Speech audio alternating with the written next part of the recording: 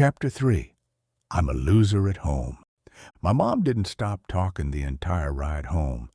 Every word hit me and bounced right off. I just stared out the window. Trees, houses, cars, anything except her. Clouds covered the sky now, turning everything outside gray.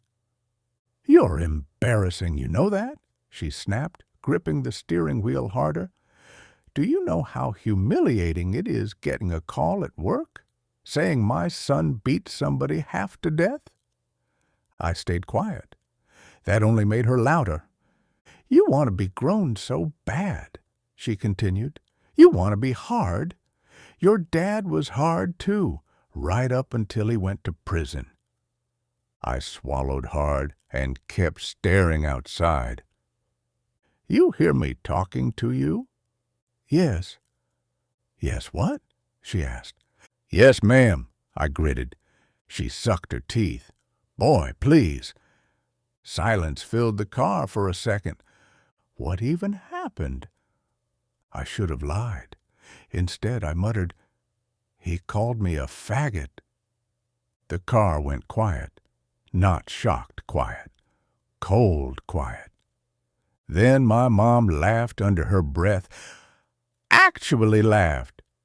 "Well," she said, "ain't that what you are?"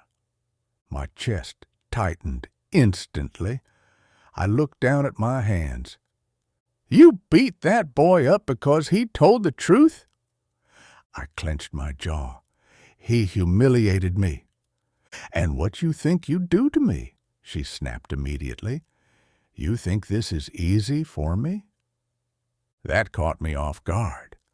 I looked over at her. "For you?" "Yes, for me," she yelled. "You think people don't talk? You think folks at church don't notice stuff?" I frowned. "So this is about you?" "It's about both of us," she shot back. "You're black, Roman. The world is already hard enough for black men without—" She gestured at me angrily. "All this extra shit?" I looked away again. There it was. The thing she never fully said out loud. Being gay made me less of a man. Less black, somehow. "You act like I chose this," I muttered. "You did," she responded quickly. I laughed under my breath. Not because anything was funny. Because if I didn't laugh, I probably would have cried. "I used to pray over you," she continued, quieter now, "when you were little." I stayed silent. I knew something was off. My throat tightened. "You don't even hear yourself," I whispered. "What?" "You talk about me like I'm broken." "Because you are," she snapped. The car finally pulled into the driveway. Before it even fully stopped, I opened the door and got out. "Roman!" she shouted behind me. I slammed the car door anyway. "Get your ass back here." I walked inside. "What?" I snapped finally, turning around. "Don't you dare what me," she said, storming in after me. "Why the hell are you fighting at school?" I stared at the floor. "He pushed me." "Why?" I looked up at her. "What do you mean, why? He's a bully." "People don't just do things for no reason," she said immediately. "What did you do?" I swallowed hard. "He called me a name. I said something back. Then he pushed me." "If you're going to be gay, Roman, you need to be able to live with the consequences." She shrugged. Something inside me cracked. Slowly, quietly, like a bone breaking underneath skin. I didn't answer. I just turned and started toward my room. "I'm talking to you," she snapped. I kept walking. "You don't like getting called a faggot," she yelled after me, "but you want to live like one?" My hand tightened around my bedroom doorknob. I walked inside anyway. Didn't even shut the door all the way. Tears blurred my vision immediately. I wiped them away fast. Didn't matter. Nobody was going to come comfort me. Nobody ever did. I grabbed my backpack and started throwing clothes into it. Didn't fold anything. Didn't care. Her voice carried through the hallway like always. "You bring this stuff onto yourself," she continued. "God doesn't bless lifestyles like that." I kept packing. My hands shook harder now. "Man and woman," she said. "That's how it's supposed to be." I shoved another shirt into my bag. "I tried to raise you right," she kept going. "I brought you to church. I taught you better than this." I stopped moving for a second, just stared at the wall. "I don't know where I went wrong with you." That one stayed, not because it was new, because part of me still wanted her to love me anyway. And I hated myself for that. My phone buzzed suddenly on the bed. Nathan. I stared at his name lighting up the screen. Then I declined the call. A second later, another one. Declined. Then a text. "Bro, answer the phone." I turned the phone face down.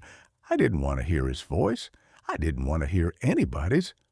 I kept packing. My mom's footsteps moved closer down the hallway. Then she appeared in my doorway with her arms crossed. "Where you think you're going?" I picked my backpack up. Didn't answer. "Look at me when I'm talking to you." I looked past her instead. That seemed to make her even angrier. "After everything I do for you," she snapped, "this is how you act? Ungrateful." Something bitter rose in my chest. "What exactly do you do for me?" I asked quietly. Her face changed instantly, like I slapped her. "I feed you. I put clothes on your back." "You hate me." The words came out before I could stop them. Silence filled the hallway. "You hate me," I repeated. "You've been hating me." "That is not true," she almost whispered. "Yes, it is." "You don't know what hate is," she said, lowering her voice. I laughed weakly. "No," I said, "I think I do." She stared at me. Then she shook her head slowly.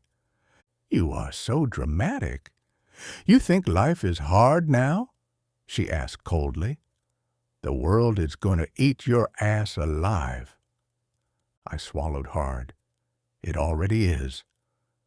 For a second, she almost looked affected by that. Almost. Then it disappeared. "Go ahead," she said, stepping aside. "Run off then." I gripped my backpack tighter. "You think people out there are going to accept you?" she continued. "You think anybody actually cares?" Nathan's missed calls sat heavy in my pocket. I ignored them. "Sooner or later," she said, "everybody is going to see you the same way." That one landed deep, because part of me already believed it. My hand rested on the front door. For 1 second I thought about stopping, turning around, saying something, anything. But I didn't. I opened the door. "And don't slam my damn door," she muttered behind me. I stepped outside. Then I closed it softly behind me. No slam, no yelling, just quiet. I stood there on the porch for a second with my backpack hanging off one shoulder. I didn't know where I was going, didn't have a plan, didn't have anybody. I just knew I couldn't stay there anymore. So I started walking,